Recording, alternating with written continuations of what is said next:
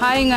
Daily இந்த மாதிரி boat neck, பா நெக்கு, ரவுண்ட் நெக்கு, நெக்லஸ் நெக்குன்னு ட்ரை பண்ணாமல் இந்த மாதிரி லீஃப் ஷேப் ட்ரை பண்ணுங்கள். இது பேர் தாஜ்மஹால் நெக்குன்னு சொல்லுவாங்க, இல்லைனா அரச இலை அந்த மாதிரி இருக்க நெக்கு டிசைனுங்க.